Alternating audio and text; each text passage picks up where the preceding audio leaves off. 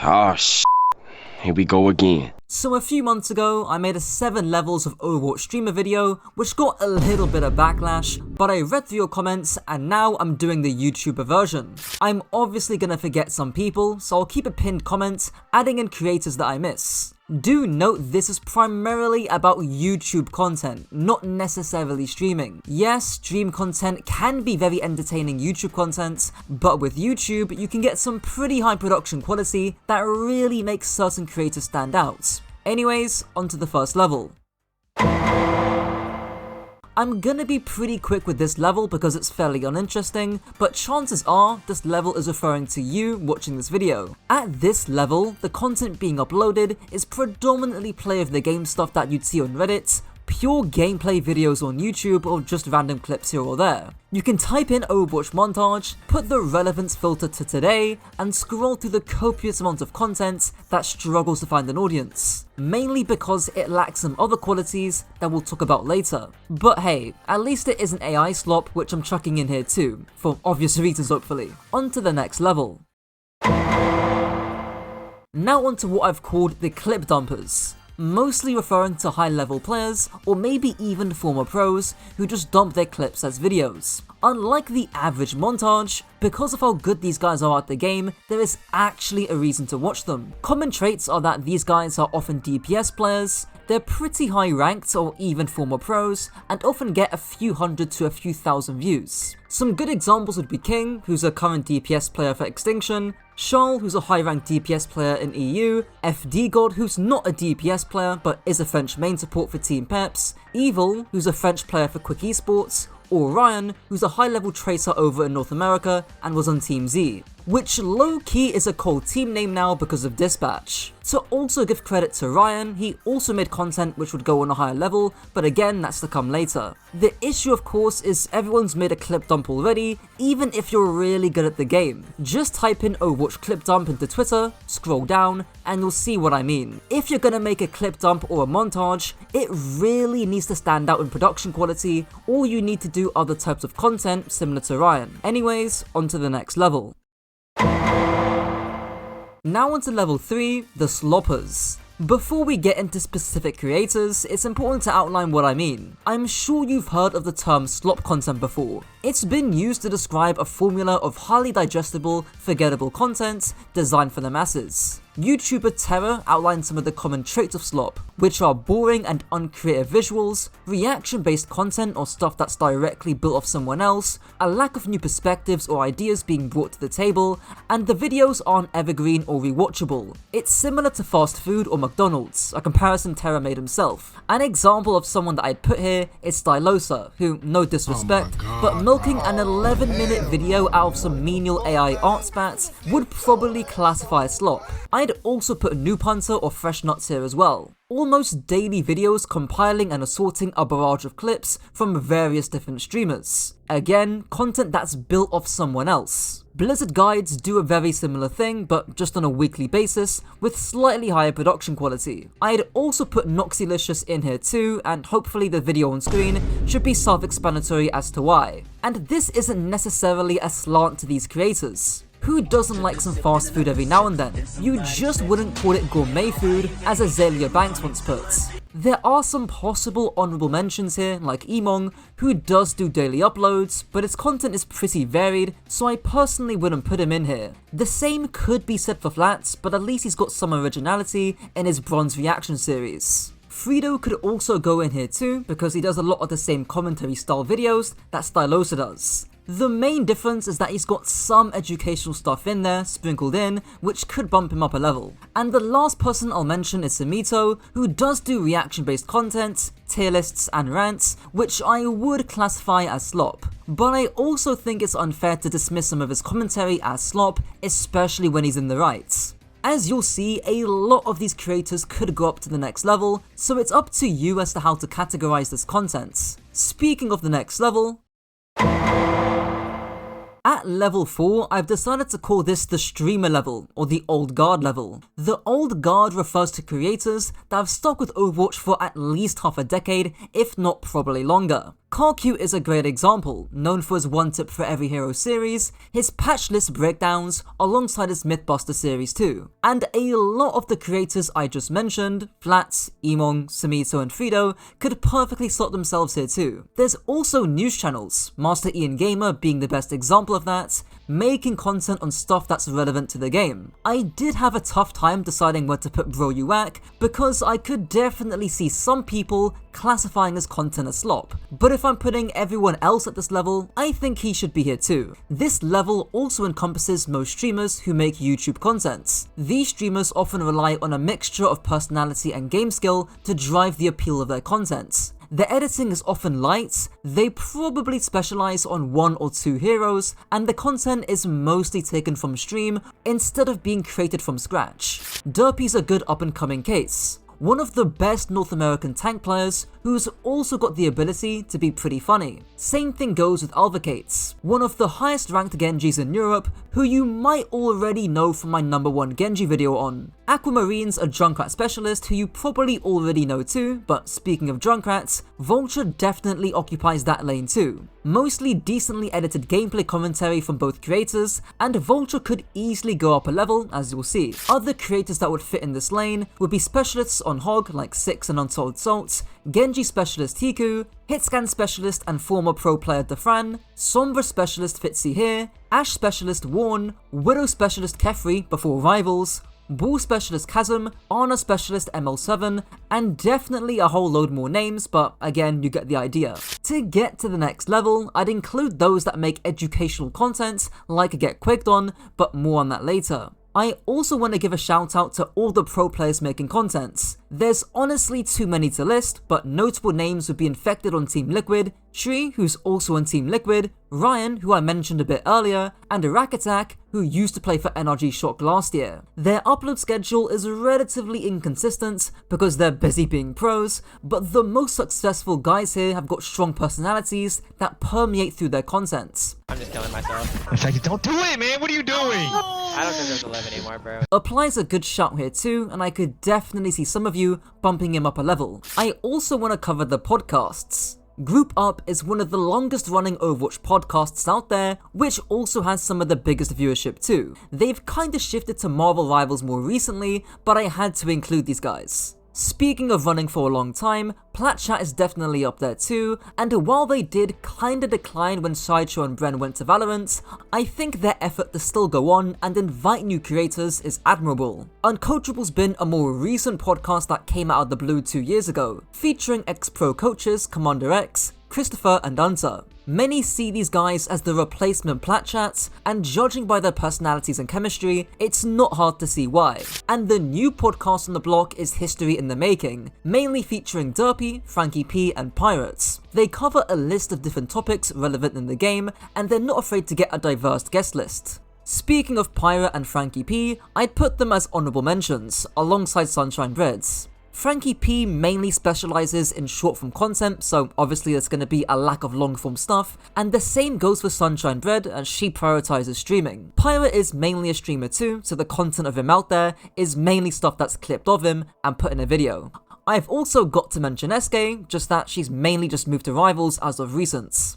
There's also a lot of OG one-tricks or old guard Overwatch streamers like Necros, Craggy, Kabaji, IDDQD, Harblu, Shadow2K, Arrge, Gale Adelaide, DSP Stanky, KG, Paz, Colorblind, but again, you hopefully get the idea. I'd also put ATP Overwatch in here as a wildcard or an honourable mention. He doesn't neatly fit into any of the other levels, but here feels reasonable. Also feels appropriate to put OWTV in here too, which is a community hub for keeping up with professional Overwatch.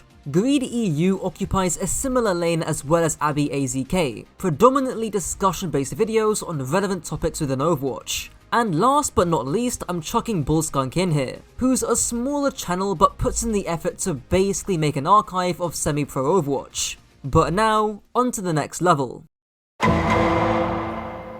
Going to level 5, and I've deemed this as the Edutainers. Basically, creators that are either highly entertaining, highly educational, or somewhere in between on both ends.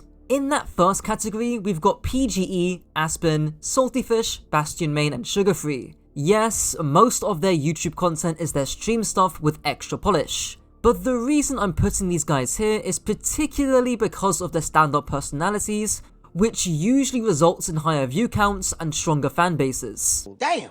Still in the highly entertaining category, I've got Tommathan, KellyGDH, GS Raider, Bad Pachimari, Glassmaster, Pizzaroni, Unter and Feedjaegon. Unter's got a strong personality, we'll say, when it comes to making jokes at the expense of pro players. And they are 7! I mean, I'm leaking liquid everywhere right now. Tommathan fits into a similar entertaining lane, but makes bigger, longer recaps of OWCS. I'd also put KellyGDH in this tier, having some insane marketing behind his videos that tend to cover stuff that's happened in the pro scene. Bad Pachimari was a household name during the Overwatch League, mostly known for his marketable series. And I'd say Feedjaegon is his spiritual successor nowadays. GS Raider is probably one of the most uniquely entertaining names in the space. Even though he's recently gone to Rivals, he mainly made a name making videos on toxic players, but also having some very unfiltered and refreshing rants on the game. I don't give a fuck if they have to suck dick on the corner to make a living, bro. I don't care. Get them the fuck off the dev team. Glassmaster's a name that you guys mentioned to me a ton, which was confusing because he doesn't stream. Instead, he makes these super uniquely edited Overwatch videos, which are hard to summarize, so go watch them yourself. Pizzaroni is somebody I'm adding here last minute, and from what I've seen, he makes again pretty uniquely edited gameplay videos that clearly take a while to make. Onto the highly educational space, and I've only categorized 5 creators here. Capitology, a former pro coach, churns out some super insightful analysis that nobody else is really doing, if only his bitrate wasn't complete ass. WizardHyeong is also a former pro coach, and while his upload schedule is a little inconsistent, there's no doubt that he gives out some great advice. Commanderx would definitely go in here too. He's actually made some pretty compelling educational breakdowns earlier on his channel before his shift towards streaming. DevinDTV is a new name that's popped up who specializes in aim and movement related education. Really good aim video he dropped recently, which I recommend you all watch. And finally, OBS Sojourn provides a great catalogue of player POVs which are amazing for educational purposes and actually allows me to make some of my contents. And now onto the moderate category, which I've subdivided into general edutainment content, OWCS edutainment, and hero specific edutainment. In the general category, we'll start with Awkward, who I might have some spats with on Twitter, but there's no denying that he's got some decent educational content, especially through his unranked GMs. Spilo's also a very general, all-encompassing channel who's been grinding out content for years. In fact, he makes so many different types of content, from his talking head stuff, to OWCS analysis, discussion type videos, to hero specific analysis, to more general Overwatch fundamentals, to even larger, bigger projects, like his 6v6 comparison video. As for OWCS edutainment, of course I just mentioned Spilo, but more edited stuff would be someone like LOWKEY, making content from scratch and covering different comps, heroes and metas. Coach Whistle does a similar thing too, and in case you don't know, I do a similar thing as well. Obviously, I think it's a bit crude including myself in my own video, so I'll leave that up to you guys. And lastly, hero specific edutainment is similar to level 4 in terms of like the OTP stuff, but just with the added education parts. Good examples would be Questron, a Sombra specialist, Arx, a Moira specialist, Bozocult, a Kiri specialist, Arrge, a Hanzo specialist before Rivals, Get Quicked On, a Doom specialist, HarmlessPoke, a Genji specialist, and Niandra or Skiesti, both Mercy specialists. We can't forget Stadium 2, with the Watchover making edutainment content around the modes. I've also got a long list of honourable mentions. Nathan used to be a big pillar of educational content back on Overwatch 1, but he's more recently had videos pop off that are more story based around the game. SVB also used to make educational content, and I'd even categorize his I Spent 7 Days series in that edutainment niche too. Just unfortunate that he's kinda left the game. Zarya Specialist A10 made some huge pop-off educational content at the start of Overwatch 2,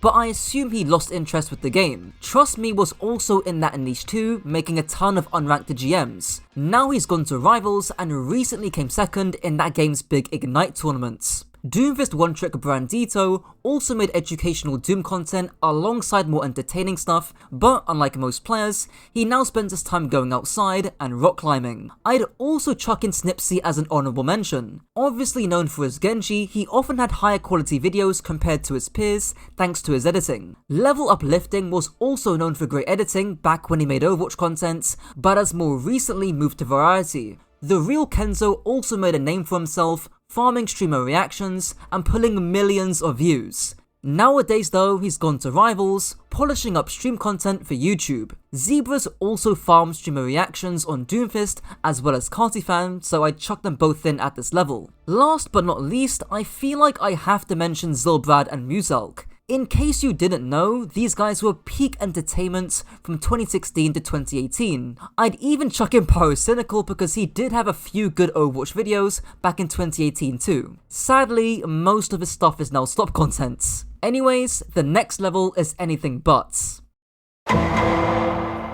This level is where you really get the cream of the crop of Overwatch content, as I've called this the Storytellers or Challengers. These guys have significantly higher production times, usually spent on things like editing, typically much longer videos too, with some kind of narrative or challenge behind it, hence the name Storytellers or Challengers. Krondop is probably the best example of it right now. Yes, he is a great streamer, but I really think his YouTube stuff makes him stand out. Boga would also go in this level because that Life Weaver video is peak Overwatch content, but of course he went to Rivals. Very similar story with J3, who made very compelling challenge-based content that was unique within the Overwatch niche and definitely took a while to produce, as a previous commenter mentioned. But he's also gone to Rivals. A more updated version of that though is probably LH Cloudy, who hasn't just made great educational content on Ryan, but also made a great story-based challenge video on the character too, which undoubtedly took a long time to make. OBS Sojourn Productions has also made some super high quality story-based content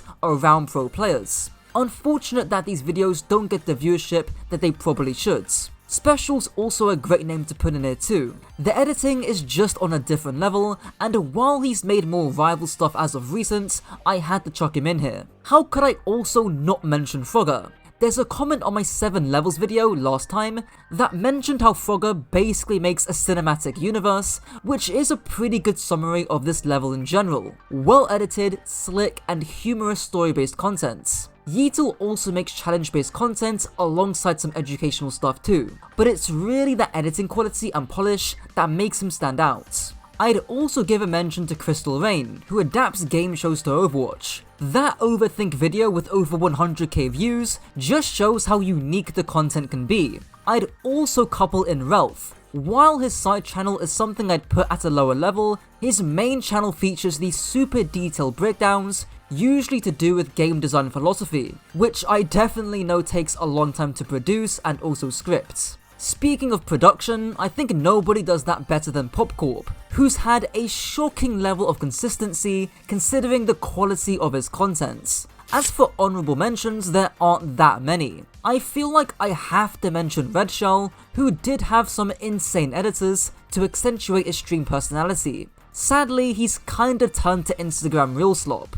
I'd also give a shout out to Time, who's not only made a long and detailed tracer guide, but has also made some story-based bangers like Falling EU Overwatch. Now I know I've already mentioned Glassmaster, but honestly, he could go in this level too. And lastly, I've got Action Esports, who arguably could go into the next level, as you'll see, but they really set a new gold standard for production quality a few years ago. But let's not wait for the next level.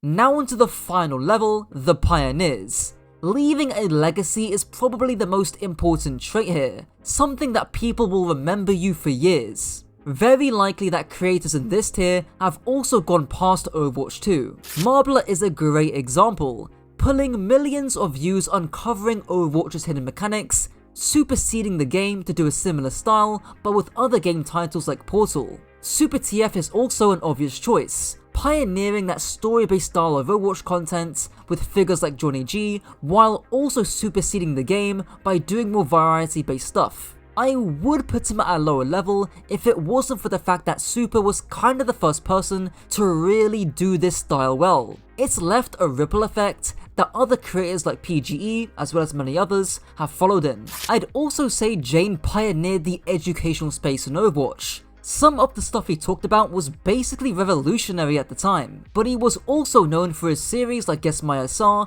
as well as inventing esports. Jane is going to invent esports! And of course, the infamous King's Rosaria clip. Fair one!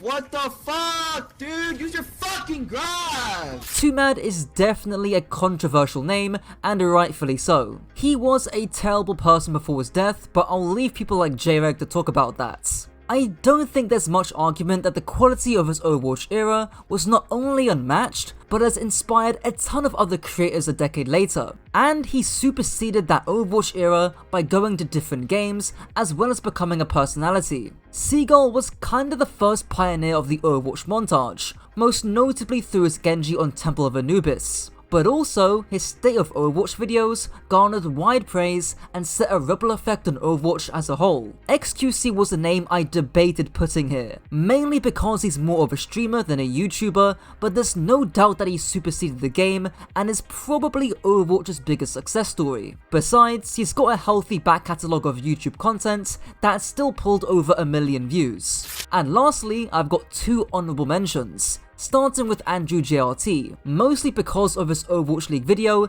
that garnered between 6 and 7 million views, yes that was on purpose, which had very unique editing at the time. He's since moved on to different games and his Overwatch stuff more relied on personality, but it's still worth a mention. And lastly, I've got Macro, who initially had this For Noob series, which did supersede Overwatch, alongside the Overwatch Makes No Sense series that blew up in the first place. He covers different games now, but he still made a Hyang video 2 months ago, and the quality of his stuff is pretty much unattainable for most people on this list. And that's it for the video. I think I did a good job covering as many names as possible, but let me know other names down below too. Until next time.